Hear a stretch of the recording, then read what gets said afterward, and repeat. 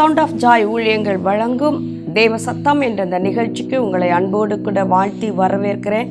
இரட்சகரும் கர்த்தருமாகிய இயேசு கிறிஸ்துவின் நாமத்தினாலே நான் உங்களை வாழ்த்தி வரவேற்கிறேன்.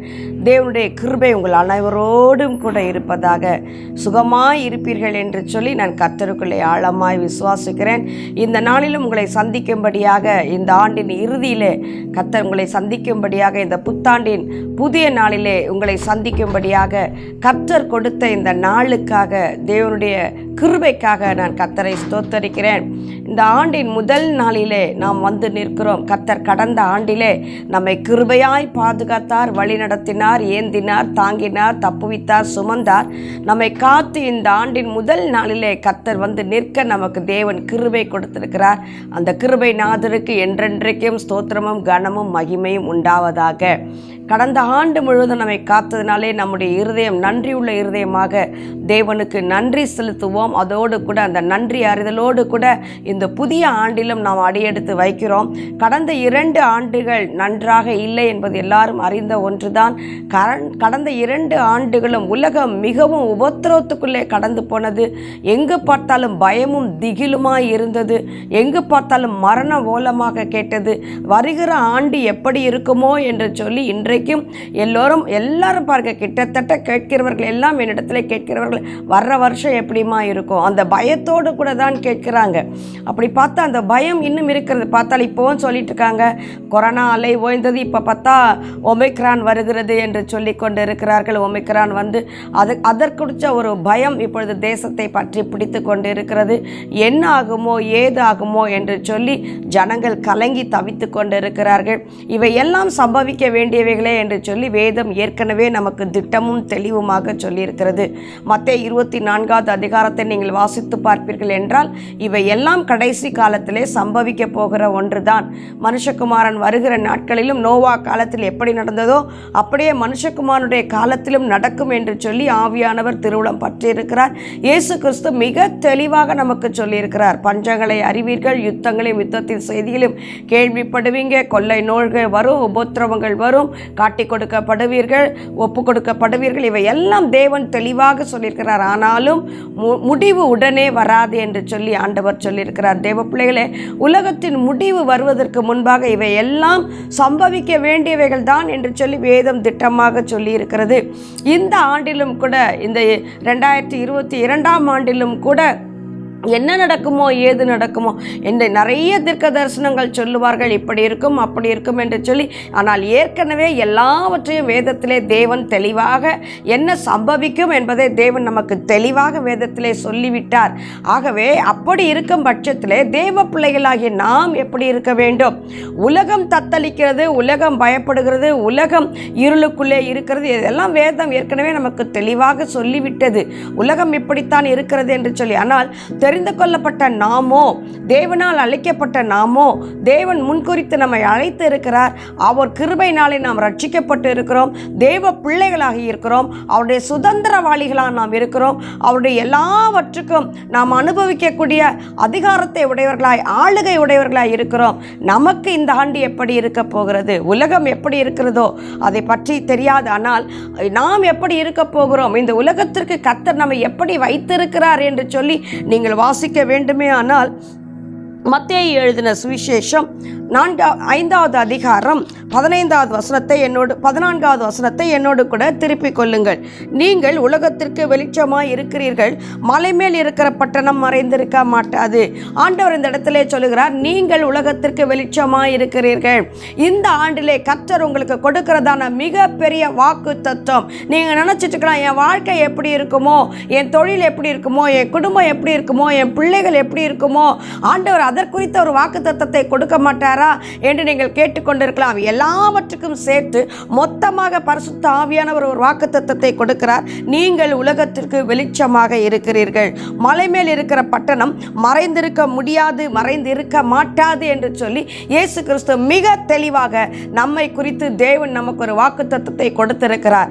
இந்த 2022ஆம் ஆண்டுகள் மட்டுமல்ல, என்றைக்கு நாம் ஆண்டவராக இயேசு கிறிஸ்துவை ஏற்றுக்கொண்டோமோ, என்றைக்கு ஆண்டவர் நம்மை தெரிந்து கொண்டாரோ, என்றைக்கு நம்மை கிருபையால் கர்த்தர் ரட்சித்தாரோ, அந்த நாளிலிருந்து, அந்த வினாடியிலிருந்து, அந்த நிமிஷத்திலிருந்து தேவன் இந்த உலகத்திற்கு நம்மை வெளிச்சமாக வைத்திருக்கிறாராம். இந்த இருள் நிறைந்த உலகத்திலே தேவன் நம்மை எப்படி வைத்திருக்கிறார்? வெளிச்சம் உள்ளவர்களாக, நீங்கள் இந்த உலகத்திற்கு வெளிச்சம் கொடுக்கிறவராக, இந்த இருள் நிறைந்த உலகத்திலே மலை மேலுள்ள பட்டணமாக தேவ பிள்ளையே கர்த்தர் உங்களையும் என்னையும் வைத்திருக்கிறார். ஹல்லேலூயா சொல்லுவோமா? ஹல்லேலூயா.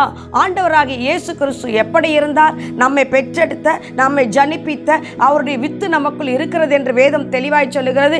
அப்படிப்பட்ட நம்முடைய தகப்பனார் எப்படி இருந்தார்? தகப்பன் எப்படியோ பிள்ளைகள் அப்படித்தானே இருப்பார்கள். நம்முடைய தகப்பன் எப்படி இருந்தார்? யோவான் எழுதின சுவிசேஷம் 1வது அதிகாரம் 9வது வசனம் வாசித்து பாருங்கள். உலகத்தில் வந்த எந்த மனுஷனையும் பிரகாசிப்பிக்கிற மெய்யான ஒளி இயேசுவே என்று வேதம் சொல்லுகிறது.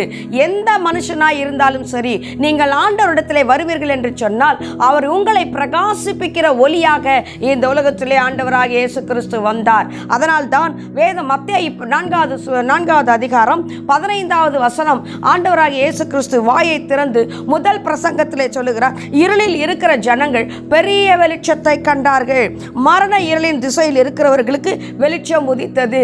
ஏசாயா 9வது அதிகாரம் 2வது வசனம் இதையே தான் சொல்லுகிறது. மரண இருளின் திசையில் இருக்கிறவர்களுக்கு வெளிச்சம் உதித்தது என்று தீர்க்க தரிசனத்தினால் முன் அறிவிக்கப்பட்டபடியே ஆண்டவராகிய இயேசு கிறிஸ்து மரண இருளில் இருக்கிறதான ஜனங்களுக்கு வெளிச்சம் கொடுக்கும்படியாக இந்த உலகத்திலே கடந்து வந்தார். தேவ பிள்ளைகளே, இதை கேட்டுக்கொண்டிருக்கிற எனக்கு அருமையானவர்களே, நீங்கள் சொல்லலாம், நான் இன்னும் பாவ இருளிலே இருக்கிறேனே, நான் சாப இருளிலே இருந்து கொண்டிருக்கிறேனே, வியாதி என்ற இருள், தரித்திரம் என்ற இருள், பலவீனம் என்ற இருள், பிசாசின் கட்டுகள் என்ற இருள், இப்படிப்பட்ட இருள்களே நான் அந்தகார இருளிலே நான் இருக்கிறேனே என்று நீங்கள் புலம்புகிறவர்களாக இருக்கலாம். ஆண்டவருடைய வேதம் சொல்லுகிறது, உலகத்தில் வந்த எந்த மனுஷனையும் பிரகாசிப்பிக்கிற மெய்யான ஒளியானவர் உங்களை பிரகாசிப்பிக்கும்படியாய், உங்களை பாவத்திலிருந்து மீட்டெடுக்கும்படியாய், அந்தகார இருளிலிருந்து மீட்டெடுக்கும்படியாய், மரண திசையிலிருந்து ஜீவன் தரும் வெளிச்சம் எடுத்த இல்லை வெளிச்சத்திற்கு உங்களை நடத்தும்படியாக ஆண்டவராகிய இயேசு கிறிஸ்து இந்த உலகத்திலே பிரகாசிப்பிக்கிற மெய்யான ஒளி என்று சொல்லி ஆண்டவர் சொல்லுகிறார். தேவ பிள்ளைகளே, பிசாசு அந்தகார இருளினாலே இந்த பூமியை மூடி போட்டான். வெறுமையை மாற்ற வேண்டுமானால் வெளிச்சம் வர வேண்டும், அந்தகார இருள் மாற வேண்டுமானால் வெளிச்சம் வர வேண்டும். நீங்கள் சொல்லலாம், என் வாழ்க்கையில் இருள் நிரம்பி போய் இருக்கிறது, நான் ஆண்டவரை ஏற்றுக்கொண்ட பிள்ளைதான், ஆனால் இன்னும் என் வாழ்க்கையில் ஒரு முன்னேற்றம் இல்லை, நான் எப்படி இருந்தேனோ அப்படியே தான் இருக்கிறேன், என்னுடைய வாழ்க்கை இப்படியேத்தான் இருக்கிறது என்று நீங்கள் சொல்லிக் கொண்டிருப்பீர்களானால் முதலாவது உங்களுடைய சிந்தை மாற வேண்டும். தேவ பிள்ளைகளே, ஆழத்தின் மேல் இருள் இருந்தது, ஆவியானவர் அசைவாடினார். அந்த இருளை கர்த்தர் எப்படி வெளிச்சமாக மாற்றினாரோ அதை போலவே ஆண்டவராகிய இயேசு கிறிஸ்து என்றைக்கு உங்களுக்குள் வந்தாரோ அந்த நிமிடத்திலே, அந்த வினாடியிலே உங்களுக்குள் இருந்த இருள் போய்விட்டது என்பதை நீங்கள் ஆழமாய் விசுவாசிக்க வேண்டும், அறிக்கையிட வேண்டும். அது மாத்திரமல்ல, அந்த இருள் விலகி அந்த இடத்திலே வெளிச்சம் உதிக்கிறதை நாம் பார்க்க முடிகிறது. தேவ பிள்ளைகளே, தம்மை ஏற்றுக்கொண்டவர்களை பிரகாசிப்பிக்கிற இயேசு உங்களோடு கூட இருக்கிறார். இருளை வெளிச்சமாக மாற்ற அல்ல இயேசு வந்தது, உன்னை குறித்து இந்த உலகத்திற்கு உன்னை வெளிச்சமாகவே மாற்றும்படியாகத்தான் அந்த ஆண்டவராகிய இயேசு கிறிஸ்து உங்கள் மேல் வந்திருக்கிறார், உங்களை பிரகாசிப்பிக்க வந்திருக்கிறார். உங்கள் வாழ்க்கையில வெளிச்சம் கொடுக்க மாத்திரமல்ல, அநேகருக்கு இந்த உலகத்திற்கே தேவன் உங்களை வெளிச்சமாக மாற்ற, வேதத்தை நாம் அப்படித்தானே வாசித்தோம். மத்தேயு 5:14, நீங்கள் இந்த உலகத்திற்கு வெளிச்சமாக இருக்கிறீர்கள். இதுதான் தேவனுடைய திட்டம், உங்களை குறித்து தேவனுடைய சித்தமாய் இருக்கிறது. தேவ பிள்ளைகளை குறித்து தேவனுடைய சித்தம் என்ன நீங்க கேட்குறீங்களா? என்ன குறித்து தேவ சித்தம் என்ன? என் குடும்பத்தை குறித்து தேவ சித்தம் என்ன? நான் ஆண்டவரை ஏற்றுக்கொண்டேனே, நான் கிறிஸ்துவுக்காய் வாழ்ந்து வருகிறேனே, என்னை குறித்து தேவ சித்தம் என்ன என்று நீங்கள் கேட்கிறீர்களா? உங்களை குறித்த தேவ சித்தத்தை ஆண்டவர் அழகாக சொல்லியிருக்கிறார். நீங்கள் இந்த உலகத்திற்கு வெளிச்சமாக இருக்கிறீர்கள். அதைத்தான் பேதுருவும் சொல்லுகிறார். 1 பேதுரு 2:9, எதற்கு நீங்கள் வெளிச்சமாக இருக்கிறீர்கள்? நீயோ அந்தகாரத்தின் இருளில் இருந்து ஆச்சரியமான உள்ளிடத்திற்கு வரவழைக்கப்பட்டவருடைய புண்ணியங்களை அறிவிக்கும்படி. பார்த்தீங்களா, ஒரு நாளிலே நாம் அந்தகார இருளே இருந்தோம், தேவனை அறியாதவர்களாக இருந்தோம், தேவனை விட்டு விலகி இருந்தோம், மரண இருளின் திசையிலே நாம் இருந்தோம். ஆண்டவர் அந்த இருளில், அந்தகார இருளிலிருந்து தேவன் ஆச்சரியமான அந்த ஒளியினிடத்திற்கு, ஒளி என்றால் இயேசு கிறிஸ்து, நானே மெய்யான ஒளி என்று சொல்லுகிறார், அந்த ஒளியினிடத்திற்கு நாம் வரவழைக்கப்பட்டவருடைய அந்த இயேசு கிறிஸ்துனுடைய புண்ணியங்களை அறிவிக்கும்படியாக நீங்கள் வெளிச்சமாக இருக்கிறீர்கள், ஆசாரியர்களாக இருக்கிறீர்கள், பரிசுத்த ஜாதியாக இருக்கிறீர்கள், ராஜரீக கூட்டமாக இருக்கிறீர்கள் என்று சொல்லி பேதுரு அந்த இடத்துல அதை விளங்க பண்ணுகிறார். தேவ பிள்ளைகளே, நீங்கள் கிறிஸ்துவுக்குள் வந்ததுடைய முக்கியமான நோக்கம் இருளிலே நீங்கள் பிரகாசிக்க வேண்டும் என்பதுதான் தேவ சித்தம். ஆதியிலே எப்படி, ஆதியாகமம் 1:3 நாம் வாசிக்க முடியும், ஆதியிலே எப்படி இருள் இருந்ததோ, எப்படி அந்த இருள் பூமியை மூடி இருந்ததோ, அந்த இருள் இருந்தது நிமித்தமாக பூமியானது ஒழுங்கின்மையும் வெறுமையுமாய் இருந்ததோ, அப்பொழுதுதான் ஆவியானவர் அங்கு அசைவாட ஆரம்பித்தார்.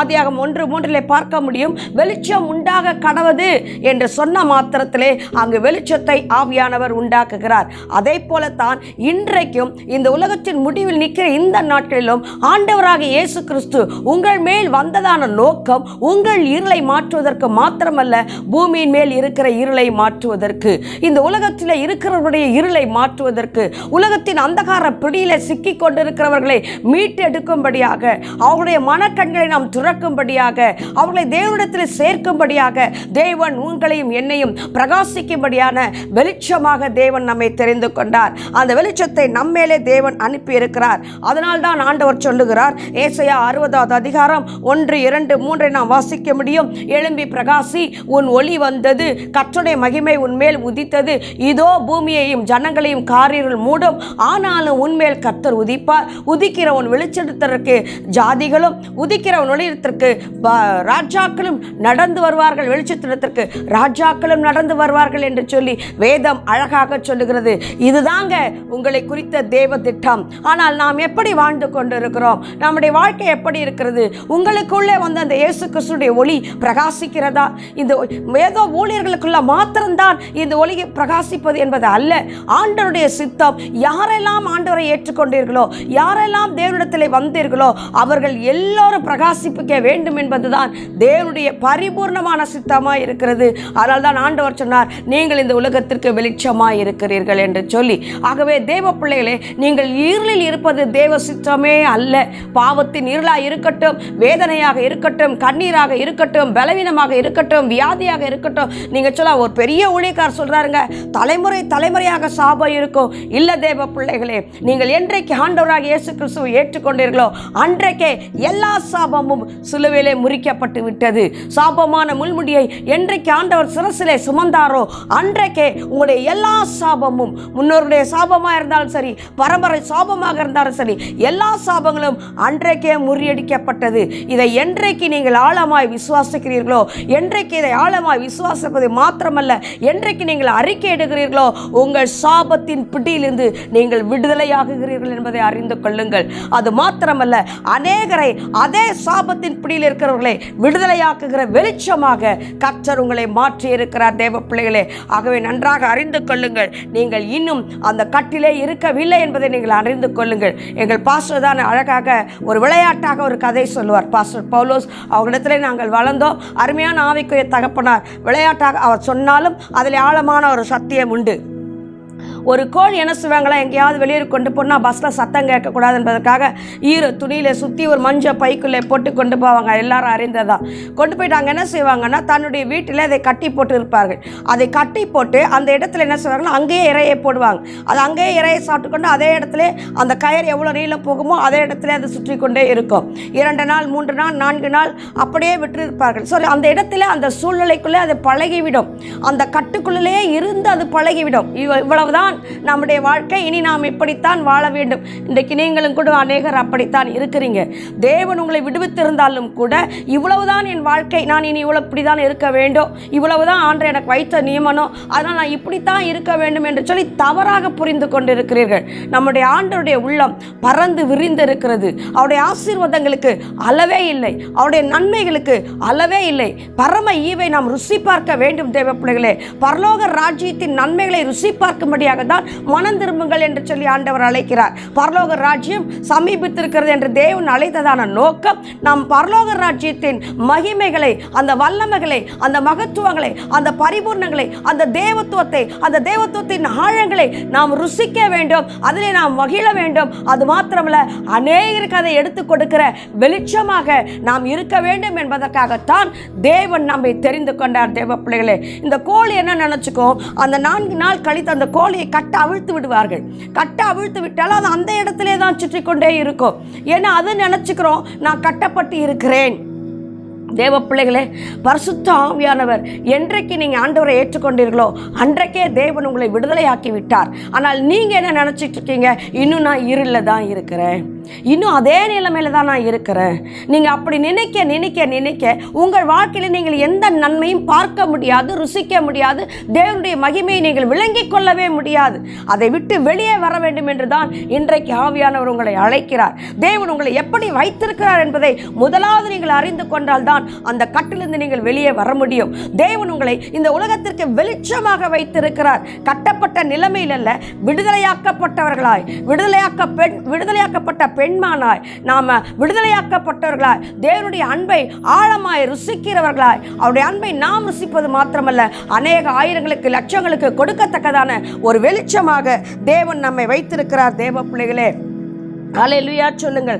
அதனால் அந்த நிலைமையிலிருந்து நீங்கள் வெளியே வர வேண்டும். நீங்கள் சொல்லணும், ஆண்டவரே என்னை உலகத்திற்கு வெளிச்சமாக வைத்திருக்கிறார், நான் இருளில் இல்லை, நான் வெளிச்சத்தில் இருக்கிறேன். அந்த நீங்கள் அறிக்கையிடத்தான் தேவனுடைய வார்த்தைகளை உங்களாலே நீங்கள் அதை உங்களுக்குள்ளே கொண்டு வந்து அதை நீங்கள் உங்கள் வாழ்க்கையிலே நீங்கள் அதை பிரதிபலிக்க வேண்டுமானால் இந்த வேத புஸ்தகத்தில் எழுதப்பட்ட இந்த தேவனுடைய வார்த்தைகளை, ஜீவனுள்ள வார்த்தைகளை எந்த அளவு நீங்கள் உங்களுக்குள்ளே சொந்தம் பாராட்டுகிறீர்களோ, எந்த அளவு அதை நீங்கள் பிரயோஜனப்படுத்துகிறீர்களோ, எந்த அளவு அதை நீங்கள் பிரகடனப்படுத்துகிறீர்களோ, அந்த அளவிற்கு தான் இந்த ஆசீர்வாதங்களை உங்களால் ருசிக்க முடியும். அந்த அளவுதான் உங்கள் கண்களால் நீங்கள் பார்க்க முடியும். இன்னும் நான் இப்படியே தான் இருப்பேன் என்று நீங்கள் சொல்லிக்கொண்டே இருப்பீர்கள் என்று சொன்னால் நீங்கள் அப்படியே தான் இருப்பீர்கள். ஒரு நாளிலே எகிப்திலிருந்து இஸ்ரவேல் ஜனங்கள் விடுவிக்கப்பட்டு வருகிறார்கள். அப்பொழுது அந்த கானான் தேசத்தை வேவு பார்க்கும்படியாக 10 பேரை அங்கு அனுப்புகிறார்கள். அந்த எண்ணாகமம் 11வது அதிகாரத்தில் நீங்கள் வாசித்து பார்த்தால் தெரியும். அதை சுற்றி பார்த்து வந்த 10 பேரும் என்ன சொல்லுகிற, 12 பேர், அதில் 10 பேர் என்ன சொல்லுகிறார்கள் என்று சொன்னால், அவங்க சொல்றாங்க, இது மகா கொடிதான தேசம். ஆண்டவர் சொன்னாரு, இது பாலும் தேனும் ஓடுகிற தேசம். அங்க நீங்க போனீங்கன்னா வாழ்ந்திருப்பீங்க, சுகித்திருப்பீங்க, செழித்திருப்பீங்க, இப்பொழுது இருப்பதை பார்க்கலாம் 1000 மடங்கு பெருகுவீங்க. இப்படியெல்லாம் தேவன் வாக்குத்தத்தம் கொடுத்து அந்த கானான் தேசத்துக்கு தேவன் அழைத்து கொண்டு வருகிறார். ஆனா இந்த 10 பேருடைய ரிப்போர்ட் என்ன? இது மகா பெரிய கொடிய தேசம், இங்க ராட்சசர்கள் வாழ்றாங்க, இங்க போனா நம்ம அழிஞ்சு போவோம், நம்ம எல்லாரையும் கொண்டு போட்டுருவாங்க, நம்ம அழிந்து போவோம். உடனே இந்த 10 பேருடைய வார்த்தைகளையும் இஸ்ரவேல் ஜனங்கள் முழுவதும் நம்பினாங்க. அவங்க முழுவதும் நம்பி உடனே அந்த இடத்துல என்ன சொல்றாங்கன்னா, ஐயோ நம்ம எல்லாரும் செத்து போவோம். அந்த 10 பேர் போய் பார்த்து வந்ததை இப்போ இவங்க பார்த்த மாதிரி சொல்றாங்க. இவங்க அதை ஏற்றுக்கொண்டு பாருங்க, அந்த காரியம் எப்படி கிரியை செய்து பாருங்க, அவிசுவாசத்தை விசுவாசிக்கிறாங்க. அவங்க சொல்றாங்க பாருங்க, ஆமா நாங்க அழிஞ்சு போயிடுவோம். சொன்ன எல்லாரும் அழிந்து போனார்கள். ஆனால் யோசுவாவும் காலேப்பும் சொல்கிறாங்க, என்ன 12 நீங்கள் வாசித்து பார்த்தீங்கன்னா, அது மகா பெரிய நல்ல தேசம். அப்போ 10 பேருடைய வாக்குத்த 10 பேருடைய காரியம் எப்படி இருக்கிறது? இந்த 2 பேர் சொல்கிறாங்க பாருங்க, அவங்களுடைய காரியம் எப்படி இருக்கிறது? இது மகா நல்ல தேசம், இதை ஆண்டவர் நமக்கு கொடுத்தார், உடனே வாங்க போய் சுதந்தரிப்போம் என்று சொல்கிறாங்க. பாருங்க, கடைசி வரைக்கும் அந்த ஜனங்கள் கானான் தேசத்தை சுதந்திரிக்கவில்லை. விசுவாசித்தவர்கள், அறிக்கையிட்டவர்கள் தான் சுதந்திரித்துக் கொண்டார்கள். தேவ பிள்ளையை அதே போல கர்த்தர் உங்களை வெளிச்சமாக வைத்திருக்கிறேன் என்று ஆண்டவர் சொல்லியிருப்பாரானால் எந்த அளவு இதை நீங்கள் உங்களுக்கு சொந்தமாக, இதை மாத்திரமல்ல, வேதத்திலே சொல்லப்பட்ட கிட்டத்தட்ட 7000 வாக்குத்தத்தங்கள் தேவன் நமக்கு அள்ளி அள்ளி அள்ளி கொடுத்திருக்கிறார். அந்த 7000 வாக்குத்தத்தங்களையும் எந்த அளவிற்கு நீங்கள் விசுவாசிக்கிறீர்களோ, இருதயத்திலே ஏற்றுக்கொள்கிறீர்களோ, எந்த அளவு தேவனுடைய வார்த்தையினால் நீங்கள் நிரப்பப்படுகிறீர்களோ, எந்த அளவு அந்த வார்த்தை நிரம்ப நிரம்ப நிரம்ப கர்த்தருடைய மகிமை வெளிப்படும். தேவ பிள்ளைகளே, நிரம்ப நிரம்ப உங்க வார்த்தை இருதயத்தை நிறைவினால் பேச ஆரம்பிக்கும். கர்த்தருடைய வார்த்தை இருதயத்தை நிரப்ப நிரப்ப நிரப்ப உங்கள் வாய் தானாக கர்த்தருடைய வார்த்தையை மாத்திரம் பேச ஆரம்பிக்கும். தேவனுக்கு பிரியமில்லாத வார்த்தைகளை இந்த வாய் பேசாது.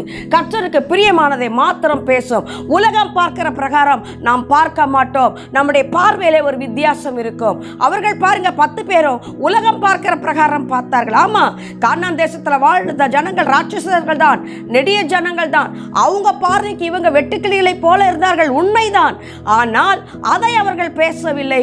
காணாததை, தம்முடைய தேவன் யார், அவருடைய வாக்குத்தத்தம் எப்படிப்பட்டது, சொன்னவர் அதை செய்வார், அந்த விசுவாசத்தோடு பேசின 2 பேரும் அந்த இளைய தலைமுறையும் தான் கானான் தேசத்தை சுதந்திரித்ததை தவிர மற்றவர்கள் இல்லை. இந்த 2022ஆம் ஆண்டு முதல் நாளிலே கர்த்தர் சொல்லுகிறார், நீங்கள் உலகத்துக்கு வெளிச்சமாய் இருப்பீர்கள் என்று சொல்லி, எந்த அளவு இந்த வார்த்தையை நீங்கள் விசுவாசிக்கிறீர்களோ, இந்த வார்த்தையை ஏற்றுக்கொள்ளுகிறீர்களோ, நீங்கள் உங்கள் குடும்பத்திற்கு மாத்திரமல்ல இந்த உலகத்திற்கே வெளிச்சம் கொடுக்கிறவர்களாக கர்த்தர் உங்களை இந்த நாளிலிருந்து மாற்றப் போகிறார் என்றால், நீங்கள் அதை எந்த அளவு ஏற்றுக்கொள்ளுகிறீர்களோ, எந்த அளவு உங்கள் வாயிலே அறிக்கையிடுகிறீர்களோ, ஆமாம் நான் சாதாரணமானவன் அல்ல, நான் விசேஷமானவன். அதனால தான் யாக்கோபு சொல்றான் பாருங்க, நான் எத்தனை அவனுக்கு 2 பரிவாரங்கள் நிறைய தேவன் ஆசீர்வாதம் கொடுத்துட்டாரு.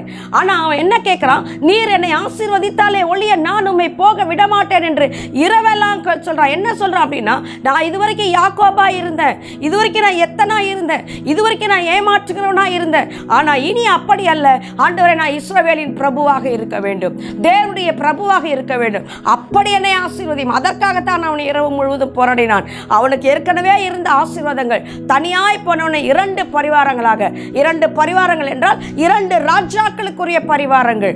அதிலே குதிரையுடைய சேனைகள் இருக்கும், யானை சேனைகள் இருக்கும், எல்லா தரைப்படை காலாட்படை எல்லா படையும் அங்கு இருக்கும், தேசத்தின் கொழுமை செழுமை எல்லாமே சேர்ந்துதான் இருக்கும். அப்படிப்பட்ட 2 ராஜாக்களுடைய ஆசீர்வாதங்களோடு கூட பரிவாரத்தோடு கூட அவன் கடந்து வருகிறான். அப்படிப்பட்டவன் எல்லாவற்றையும் ஒதுக்கி விட்டுட்டு, ஆண்டவரை நீர் என்னை ஆசீர்வதிக்க வேண்டும், இவையெல்லாம் சம்பாதித்தேன், நான் எத்தனாக இருந்தேன், நான் யாக்கோபாக இருந்தேன், ஒன்றுக்கும் மற்றவர்களுக்கு பிரயோஜனம் இல்லாமல் இருந்தேன், எனக்கு நானே எல்லாத்தையும் சேர்த்துக்கிட்டேன். ஆனால் நான் அப்படி இருக்கக்கூடாது ஆண்டவரே, நான் இஸ்ரவேலின் பிரபுவாக இருக்க வேண்டும், நான் தேவனுடைய பிரபுவாக இருக்க வேண்டும். இன்றைக்கு வரைக்கும் அவனுடைய சந்ததி ஆசீர்வதிக்கப்பட்டு கொண்டே இருக்கிறது. இன்றைக்கு வரைக்கும் இஸ்ரவேல் தேசத்தை யாராலும் அசைக்க முடியவில்லை. ஏன் தெரியுமா?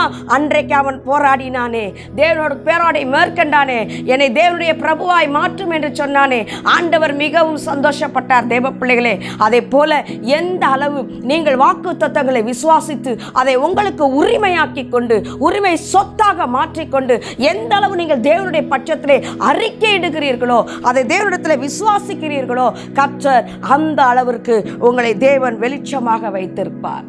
இருள் என்ன, வெளிச்சம் என்ன, அது தெரிந்தாதானே நாம் விசுவாசிக்க முடியும், அதை சொந்தம் பாராட்டி கொள்ள முடியும்.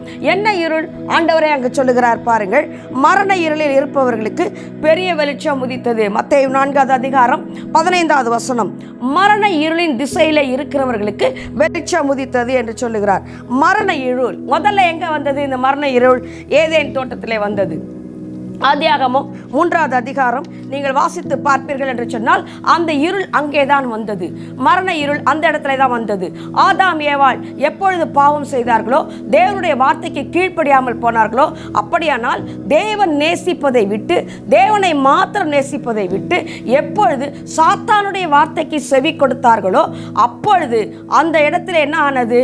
பாவத்தின் இருள் அவர்களை மேற்கொண்டது. சத்ருவானவன் அவர்களை மேற்கொண்டான். அந்தகார இருளுக்கு இப்பொழுது தானாக அவர்கள் போய்விட்டார்கள். தேவனுடைய மகிமை அவர்களை விட்டு விலகினது. தேவனோடு பகலின் குளிர்ச்சியான வேளையிலே தேவனோடு கூட உறவாடினவர்கள், தேவனோடு அன்பு செலுத்தினவர்கள், தேவனோடு ஒன்றரை கலந்தவர்கள், சிருஷ்டிப்பின் வல்லமையினால் நிறைந்தவர்கள் இப்பொழுது ஆண்டவரை பார்க்க பயந்து போய் ஒளிந்து கொள்ளுகிறார்கள். அப்படியானால் என்ன அங்கு நடந்தது? அவருடைய ஆத்துமாவிலே ஒரு மரணம் வந்தது. ஆண்டவர் சொன்னார், இந்த நன்மை தீமை அறியத்தக்க கனியை நீங்கள் புசிக்கும் நாளிலே சாகவே சாவீர்கள் என்று சொல்லி ஆண்டவர் சொன்னார். ஆனால் இவர்கள் என்ன செய்தார்கள்? அதை புசித்தார்கள். அவர்கள் மரித்தார்களா? பார்ப்பதற்கு மரிக்கவில்லை. ஆனால் உள்ளான மனிதனிலே மரணம் ஏற்பட்டு விட்டது. தேவனுடைய மகிமை இவர்களை விட்டு விலகி போய்விட்டது. இப்பொழுது தேவனோடு கூட அவர்கள் உறவாட முடியவில்லை. தேவனுக்கும் இவர்களுக்கும் இடையே ஒரு தடுப்பு சுவர் வந்துவிட்டது. விட்டது, பாவம் என்ற இருள் வந்து விட்டது, மரணம் என்ற இருள் வந்து விட்டது. அவருடைய ஆத்துமாவிலே பார்ப்பதற்கு வெளியே ஒன்று தெரியவில்லைனாலும் அவருடைய ஆத்துமாவிலே ஒரு மரணம் சம்பவித்து விட்டது. அந்த ஆத்துமாவிலே ஒரு வெளிச்சம் இல்லை, அங்கே தேவனுடைய மகிமை அங்கே இல்லை, தேவனோடு கூட உறவாடுதல் அங்கே இல்லை. அங்கே இருள் வந்து விட்டது. என்ன இருள்? மரண இருள். அவர்கள் ஆத்மாவிலே மரித்து போனார்கள். அந்த இடத்திலே ஜீவனை கொடுக்கும்படியாகத்தான் எந்த ஆத்மாவிலே அவர்கள் மரித்து போனார்களோ, எந்த ஆத்மாவிலே இருள் சூழ்ந்து கொண்டதோ, எந்த ஆத்மாவை சாத்தான் கொள்ளை கொண்டானோ, எந்த ஆத்மாவை அவன் பிடிக்குள் சிக்க வைத்தானோ, எந்த ஆத்மாவை அவனுடைய அதிகார பிடிக்குள் சிறையாக்கி கொண்டானோ, அந்த ஆத்மாவை விடுவிக்கும்படியாகத்தான், அந்த ஆத்மாவிற்கு ஜீவனை கொடுக்கும்படியாகத்தான், அந்த ஆத்மாவிற்கு வெளிச்சத்தை கொடுக்கும்படியாகத்தான் யோவான் 10வது அதிகாரம் 11வது வசனம் சொல்லுகிறது, நானே நல்ல மேய்ப்பன் தன் ஆடுகளுக்காக ஜீவனை கொடுக்கவும் அந்த ஜீவன் பரிபூர்ணமும் படவும் வந்தேன் என்று ஆண்டவர் சொல்லுகிறார். மரண இருள், அந்த மரண இருளிலிருந்து தேவன் நம்மை விடுவிக்கும்படியாகத்தான் அவர் நமக்கு ஜீவனை கொடுக்கும்படியாக, அந்த ஜீவனை பரிபூர்ணப்படும்படியாக இந்த உலகத்திற்கு வந்தார்.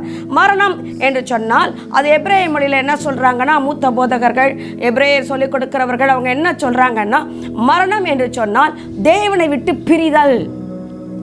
எப்போ அவங்க தேவனை விட்டு பிரிகிறாங்களோ அப்போ அவங்களுடைய ஆத்மாவிலே மரணம் சம்பவித்து விட்டது. எப்போ அவங்க பாவம் செய்தார்களோ, தேவனுடைய சமூகத்தை விட்டு விலகினார்களோ, எப்போ அவங்க மகிமை அவர்களை விட்டு போனதோ அந்த ஆத்மாவிலே ஒரு மரணம் சம்பவித்தது. அப்படியானால் அவர்கள் தேவனை விட்டு பிரிந்து போனார்கள். இப்போ தேவனை பார்க்கவே பயப்படுறாங்க, போய் ஒளிந்து கொண்டார்கள். ஆண்டவரும் பாங்க, அவங்க பாவம் செய்தது நிமித்தம் ஏதேன் தோட்டத்தை விட்டே துரத்தி விட்டார். அவர்களுக்கு ஒரு தோல் ஆடையை உண்டு பண்ணி அவர்கள் நிர்வாணங்களை மூடி அந்த இடத்துல இயேசு கிறிஸ்துவை பலியாய் ஒப்பு கொடுக்க போவதை ஒரு தீர்க்க தரிசன செய்கையாக பிதாவானவர் செய்து அவர்களை அங்கிருந்து அனுப்பிவிட்டார். ஹல்லேலூயா. தேவ பிள்ளைகளே, அந்த மரண இருளை நீக்கும்படியாகத்தான் ஆண்டவராக இயேசு கிறிஸ்து மறுபடியும் ஜீவனை கொடுக்க இந்த உலகத்தில் வந்தார். அப்படியானால் எந்த தேவனோடு கூட இருந்து நாம் பிரிக்கப்பட்டோமோ அதே தேவனோடு கூட நம்மை ஒப்புரவாக்கும்படியாக, தேவனோடு கூட மறுபடியும் நாம் இணைக்கப்படும்படியாகத்தான் தேவன் அந்த இடத்திலே வந்தார் என்று சொல்லி வேதம் சொல்லுகிறது. அதுதான் எபேசியர் 2வது அதிகாரம் 14 16 வரைக்கும் வாசிப்போம். எபேசியர் 2வது அதிகாரம் 14 16 வரைக்கும் பாருங்கள். அந்த அதிகாரத்திலே வாசிக்கிறேன். எபேசியர் 2 14 16 வரைக்கும்.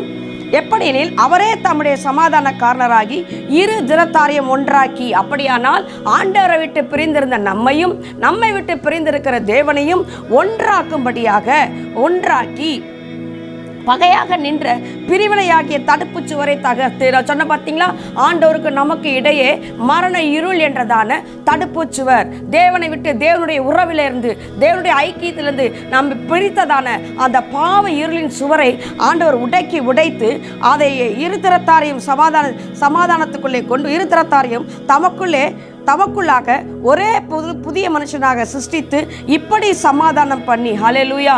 பாருங்க, அதில் 13 அழகாக சொல்லுகிறது, சட்ட திட்டங்களாகிய நியாயப்பிரமாணத்தை தம்முடைய மாம்சத்தினாலே ஒழித்தார். எப்பொழுது அவருடைய மாம்சம் சிலுவிலே அறையப்பட்டதோ, எப்பொழுது அவருடைய மாம்சம் நமக்காக பித்து கொடுக்கப்பட்டதோ, அப்போதே இந்த நியாயப்பிரமாணத்தின் பாவங்களுக்கு சாபங்களுக்கு கர்த்தர் நம்மை நீங்களாக்கி நம்மை மீட்டு இருதரத்தாரையும் சமாதானத்தினாலே ஒன்றாக்கி. அங்கே 16 சொல்லுது பாருங்க, பகையை சிலுவையினாலே கொன்று அதனாலே இருதரத்தாரையும் ஒரே சரீரமாக தேவனுக்கு ஒப்புரவாக்கினார் என்று சொல்லி வேதம் சொல்லுகிறது. தேவ பிள்ளைகளே, நம்மை ஆண்டவரோடு கூட இணைக்கும்படியாக, இருதரத்தாரையும் ஒன்றாக மாற்றும்படியாக தான் ஆண்டவராகிய இயேசு கிறிஸ்து சிலுவையிலே தொங்கினார். நமக்கும் தேவனுக்கும் இடையே நின்ற அந்த தடுப்பு சுவரை உடைத்து நம்மை தேவனோடு கூட ஒன்றாக்கும்படியாக, அந்த மரண இருளில் இருந்து நம்மை ஒன்றாக்கும்படியாக. மரணம் என்றால் தேவனை விட்டு பிரிதல் என்று சொல்ல பார்த்தோம். அந்த தேவனை விட்டு பிரிதலை விட்டு நம்மை நீக்கி தேவனோடு கூட நம்மை ஐக்கியப்படுத்தி தேவனோடு கூட நம்மை ஒற்றுமையாக வைத்து சமாதானத்தை உண்டாக்கியும்படியாகத்தான் இயேசு கிறிஸ்து அந்த பகையை, நமக்கும் தேவனுக்கும் இடையாக ஒரு பகையை கொண்டு வந்தானே சாத்தான், அந்த பகையை சிலுவையிலே எடுத்து ஆணி அடித்து அவனை அந்தரங்க கோலமாக்கி நிர்வாணமாக்கி அதை எல்லாவற்றையும் முறிந்து கொண்டு மறுபடியும் நம்முடைய கரத்திலே கொடுத்து தேவன் இந்த உலகத்திற்கு நம்மை வெளிச்சமாக மாற்றும்படியாக நம்மையும் தேவனையும் கர்த்தர் ஒன்றாக்கி இருக்கிறார். தேவ பிள்ளைகளே, அதைத்தான் இங்கு பவுல் சொல்லுகிறார். மரணம் என்ற சுவரை முதலாவது தேவன் உடைத்தார். எபேசியர் 2 நாம் வாசித்த பகுதியை பார்க்கும்போது முதலாவது மரணம் என்ற சுவரை உடைத்தார். நியாயப்பிரமாணம் என்ற தம்முடைய மாம்சத்தினாலே இந்த நியாயப்பிரமாணத்தை சமாதானத்தை தேவன் ஒழித்தார். அருமாத்திர இரு திறத்தாரையும் ஒன்றாக்கினார், ஒரே சரீரமாக மாற்றினார், புதிய மனுஷனாக மாற்றினார். சமாதானத்தை நமக்கும் தேவனுக்கும் இடையே ஒரு சமாதானத்தை கொண்டு வந்தார். பகையை சிலுவையிலே கொன்று போட்டார். தேவனோடு கூட நம்மை மறுபடியுமாக ஒப்புரவாக்கினார். ஏதேன் தோட்டத்திலே தேவனோடு கூட எப்படி ஆதாமும் ஏவாளும் உறவாடினார்களோ அதை போலவே இந்த பூமியிலே இருக்கிற நாமும் தேவனோடு கூட ஒன்றாக இருக்க முடியும், தேவனோடு உறவாட முடியும், தேவனோடு ஐக்கியப்பட முடியும். இப்பொழுது நாம் இருவரும் ஒரே சரீரமாக கிறிஸ்துவின் சரீரத்தோடு இணைக்கப்பட்டவர்களாக தேவனோடு ஒரே சரீரமாக தேவன் நம்மை மாற்றி மரண இருளில் இருக்கிற எல்லாருக்கும் இயேசு கிறிஸ்து பெரிய வெளிச்சத்தை கொடுக்கும்படியாக எப்படி வந்தாரோ அதை போலவே நாமும் இந்த மரண இருளில் இருக்கிறதான மற்ற ஜனங்களுக்கு வெளிச்சத்தை கொடுக்கும்படியாகத்தான் இந்த பூமியிலே கர்த்தர் நம்மை வெளிச்சமாக வைத்திருக்கிறார் என்று பவுல் 2 கொரிந்தியர் 4:6-7 வரைக்கும் கர்த்தர் சொல்லுகிறார். 4:4 வாசித்து பாருங்கள். தேவனுடைய சாயலாய் இருக்கிற கிறிஸ்துவின் மகிமையான சுவிசேஷத்தின் ஒளி. அது என்ன ஒளி? சுவிசேஷத்தின் ஒளி. என்ன சுவிசேஷம்? இயேசுதான் நம்முடைய சுவிசேஷம். அவர்தான் நற்செய்தி. அவர் நமக்காக இந்த உலகத்திலே வந்தது. தேவனை நம்மை ஒன்றாக்கி மறுபடியுமாக அந்தகார இருளிலிருந்து நம்மை மீட்டு அவருடைய புண்ணியங்களை அறிவிக்கும்படியான ஆச்சரியமான ஒளியிடத்துக்கு நம்மை வரவழைத்து நம்மை வெளிச்சமாக மாற்றி பூமிக்கு நம்மை வெளிச்சமாக வைத்தாரே, அதை செய்யும்படியாகத்தான் ஆண்டவராக இயேசு கிறிஸ்து இங்கு வந்தார். இந்த பிரபஞ்சத்தின் தேவனானவன் இதை அறிந்து கொள்ள முடியாதபடி அவருடைய கண்களை குருடாக்கி வைத்திருக்கிறபடினாலே இப்படிப்பட்ட இந்த சுவிசேஷத்தின் ஒளியை நீங்கள் அவர்களுக்கு கொடுக்க வேண்டும் என்பதுதான் தேவனுடைய பெரிய சித்தமாய் இருக்கிறது. ஹல்லேலூயா. அதற்காகத்தான் அந்த கிறிஸ்துவின் மகிமையின் அறிவாகிய ஒளியை கர்த்தர் நம்மேல் தோன்ற பண்ணி நம்முடைய இருதயங்களிலே அதை பிரகாசிக்க வைக்கிறார். பரிசுத்த ஆவியானவர் அதற்காக தான் நம்முடைய இருதயங்களிலே ஊற்றி கொடுக்கப்பட்டு இருக்கிறார். அப்பா பிதாவே என்று அழைக்கத்தக்கதான புத்திர சுவிகாரத்தின் ஆவியை அவர் நம்முடைய இருதயங்களிலே ஊற்றி இருக்கிறார் என்று வேதம் சொல்லுகிறது. அது மாத்திரமல்ல, கொலோசியர் 1:27 நீங்கள் வாசித்து பார்த்தீர்கள் என்றால் அந்த மகிமையின் நம்பிக்கையாக கிறிஸ்து நமக்குள்ளே வாசம் பண்ணுகிறதான் அந்த ரகசியம். எதற்காக அவர் அந்த ரகசியமாய் வாசம் பண்ணி கொண்டிருக்கிறார்? எப்படி ஆழத்தின் மேல் இருள் இருந்ததோ, ஆவியானவர் அசைவாடினாரோ, பூமியானது ஒழுங்காய் மாறிற்றோ, வெளிச்சமாய் மாறிற்றோ, அதை போலவே என் தேவ ஜனங்களும் எழும்பி இந்த கிறிஸ்துவின் ஒளியை மகிமையாய் பெற்றுக்கொண்ட இந்த ஒளியை இந்த உலகத்தின் மேல் பிரகாசிக்கும் பொழுது இந்த உலகத்தில் இருக்கிற இருள் மாறும். இருள் மாறும், வெளிச்சம் உதிக்கும். ஆவியானவர் ஆதியிலே செய்தது இந்த நாட்களிலே நீங்கள் செய்யும்படியாகத்தான் பரிசுத்த ஆவியானவர் நமக்குள் நம்முடைய இருதயங்களிலே ஊற்றி கொடுத்திருக்கிறார். அதுதான் அந்த மகிமையின் ரகசியம். என்ன அந்த ரகசியம்? நீங்கள் இந்த உலகத்திற்கு வெளிச்சத்தை கொடுக்க வேண்டும். பூமியானது ஒழுங்கின்மை வெறுமையுமாய் இருக்கிறது, இருள் இருக்கிறது. அந்த இருளை மாற்ற 2000 ஆண்டுகள் இயேசு கிறிஸ்து வந்து 2000 ஆண்டுகள் ஆனாலும் இன்னும் உலகம் முழுவதும் ரட்சிக்கப்படவில்லையே. ஏன்? நீங்கள் இன்னும் எழும்பவில்லை. ஆகவே இன்றைக்கு ஆவியானவர் சொல்லுகிறார், நீ எழும்பி பிரகாசி. தேவ பிள்ளையே எழும்பு, சியோனே எழும்பு, உன் வல்லமையை தரித்துக்கொள், தூசியை உதறிவிட்டு எழும்பு. இந்த உலகத்திற்கு வெளிச்சத்தை கொடுக்க கர்த்தர் உன்னைத்தான் நம்பி இருக்கிறார். இந்த பூமிக்கு வெளிச்சத்தை கொடுக்கும்படியாக, அந்த அவருடைய பிரகாசமான ஒளியை கொடுக்கும்படியாக கர்த்தர் உங்களைத்தான் நம்பி இருக்கிறார்.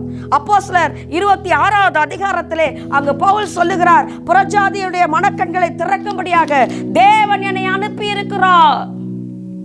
எதற்காக கர்த்தர் நம்மை தெரிந்து கொண்டார்? புறஜாதிகளுடைய மனக்கண்களை திறக்கும்படியாக கர்த்தர் உங்கள் இருதயத்திலே பிரகாசிக்கிறார் என்பதுதான் அந்த ரகசியம். எதற்காக பரிசுத்த ஆவியானவர் நமக்கு கொடுக்கப்பட்டார்? நம்முடைய வாழ்க்கைக்காக மாத்திரமல்ல, நம்முடைய வாழ்வின் ஆசீர்வாதத்துக்காக மாத்திரமல்ல, நீங்கள் பிறருக்கு வெளிச்சத்தை கொடுக்கும்படியாக.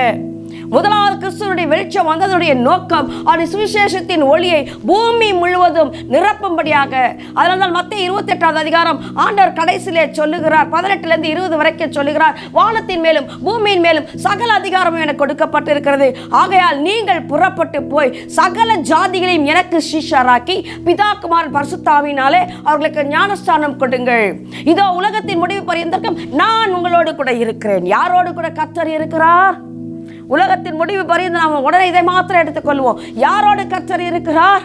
நாம் எழும்பி சகல ஜாதிகளையும் கிறிஸ்துவுக்கு சீஷராக்கும் போது கர்த்தர் நம்மோடு கூட உலக முடிவு பரிந்தும் தேவன் நம்மோடு கூட இருக்கிறார். ஆகவே இன்றைக்கு நம்முடைய கண்கள் பிரகாசிக்க வேண்டும் என்று சொல்லி எபேசியர் 1:19 பவுல் சொன்னதை போல இப்படிப்பட்ட மகிமையான ஒளியை நீங்கள் பெற்றுக்கொள்ளும்படியாக, அந்த வெளிச்சத்தை நீங்கள் மற்றவர்களுக்கு பிரகாசிக்கும்படியாக உங்களுக்கு பிரகாசமுள்ள மனக்கண்கள் வேண்டும் என்று சொல்லி பவுல் இதைத்தான் அந்த இடத்திலே சொல்லுகிறார். ஆகவே தேவனுடைய பிள்ளைகளே, கர்த்தர் உங்களுக்கு கொடுத்த வெளிச்சத்தை நீங்கள் அறிந்து கொள்ளுங்கள். தேவன் உங்களுக்கு கொடுத்த ஆளுகை எப்படிப்பட்டது, அதிகாரம் எப்படிப்பட்டது, இவற்றை எல்லாம் அறிந்து கொள்ளும்படி உங்களுக்கு பிரகாசமுள்ள மனக்கண்களை கர்த்தர் கொடுக்க வேண்டும் என்று சொல்லி நாங்களும் விரும்புகிறோம். அதை விரும்பினவர்கள், அதை அறிந்து கொண்டவர்கள் எழும்பி பிரகாசிக்கிறார்கள். வேறு ஒன்றும் இல்லைங்க. இந்த ரகசியத்தை அறிந்து கொண்டவர்கள், இந்த ஒளியை பிரகாசிப்பிக்கிறவர்கள் அந்த வெளிச்சத்திலே களி கூறுகிறார்கள். வெளிச்சத்தின் மேல் வெளிச்சம் அடைகிறார்கள், இன்னும் பிரகாசம் அடைகிறார்கள், மகிமையின் மேல் மகிமை அடைகிறார்கள். தேவ பிள்ளைகளே, நீங்களும் அப்படி மாற வேண்டும். இதோ காலம் கடைசியா இருக்கிறது. ஆண்டோடைய வருகை நம்முடைய கரத்திலே கொடுக்கப்பட்டு இருக்கிறது. நீங்கள் எப்பொழுது எழும்பி இந்த பூமியின் இருளை மாற்றுகிறீர்களோ, வெளிச்சத்தை கொண்டு வருகிறீர்களோ, உலகம் முழுவதும் வெளிச்சத்துக்குள் வருகிறதோ, அந்தகார இருள் என்றைக்கு மாறுகிறதோ, என்றைக்கு நீங்கள் மாற்றுகிறீர்களோ, அன்றைக்கு இயேசு கிறிஸ்துவின் வருகை இருக்கும். உலகம் முழுவதும் வெளிச்சமாயிடுச்சுங்க, ஆண்டவர் வந்து விடுவார். ஆண்டவர் வரக்கூடிய காரியம் தேவ சபையினுடைய கரத்திலே, தேவ பிள்ளைகளுடைய கரத்திலே இருக்கிறது. நீங்கள் ஆகவே இந்த ஆண்டு ஒரு தீர்மானம் செய்யுங்கள். நாங்கள் உலகத்திற்கு வெளிச்சமாக இருக்க போகிறோம், மற்றவர்களுக்கு வெளிச்சமாக இருக்கிறோம். இந்த சுவிசேஷத்தின் ஒளியை நாங்கள் எல்லோரிடத்தில் பிரகாசிப்பிக்கப்பட வேண்டும். கர்த்தருக்கு சித்தமானால் அதற்கு அடுத்த வாரம் புதன்கிழமை அன்று பாருங்கள், 9 to 9:30 நிகழ்ச்சியிலே பாருங்கள். இந்த வெளிச்சம் இன்னொன்றை நம்முடைய வாழ்க்கையிலே செய்கிறது. அதை நாம் அடுத்த வாரத்திலே நாம் தியானிக்க போகிறோம். நேரம் இல்லாமையினாலே இப்பொழுது நம்முடைய தலைகளை தாழ்த்தி தேவனை நோக்கி பார்ப்போம். இந்த ஆண்டு கர்த்தர் உங்களை உலகத்திற்கு வெளிச்சமாக வைத்திருக்கிறார். மரண இருளி திசையிலே இருக்கிற எல்லாருக்கும் வெளிச்சத்தை கொடுக்கும்படியாக கர்த்தர் உங்களையும் என்னையும் தெரிந்து கொண்டிருக்கிறார். இந்த உலக பிரகாரமாய் வாழ்வதற்கு அல்ல, உலகம் பார்க்கிற பிரகாரம் பார்ப்பதற்கு அல்ல, உலக பிரகாரம் செயல்படுவதை போல் நாம் செயல்படுவதற்கு அல்ல. நாம் எல்லாவற்றிலும் முற்றிலும் மாறுபட்டவர்களாக கிறிஸ்து எப்படி வாழ்ந்தாரோ, கிறிஸ்து எப்படி வெளிச்சத்தை இந்த பூமிக்கு கொடுத்தாரோ, அதை போலவே இந்த பூமிக்கு வெளிச்சத்தை கொடுக்கும்படியாக, உலகத்திற்கு வெளிச்சத்தை கொடுக்கும்படியாக கர்த்தர் உங்களை தெரிந்து கொண்டார். உங்களுக்குள்ளே வெளிச்சம் எழும்புமானால் கடற்கரை திரளான ஜனங்கள் நமக்கு முன்பாக ஓடி வருவார்கள். கர்த்தாவே, நாங்கள் ஸ்தோத்தரிக்கிறோம். இந்த ஆண்டு ஆண்டவரே 2022ஆம் ஆண்டு உலகத்திற்கு எப்படி இருந்தாலும், ஆனால் அந்த உலகத்திற்கு வெளிச்சம் கொடுக்கும்படியாக நீங்கள் எங்களை வைத்திருக்கிறீர்கள் ராஜா.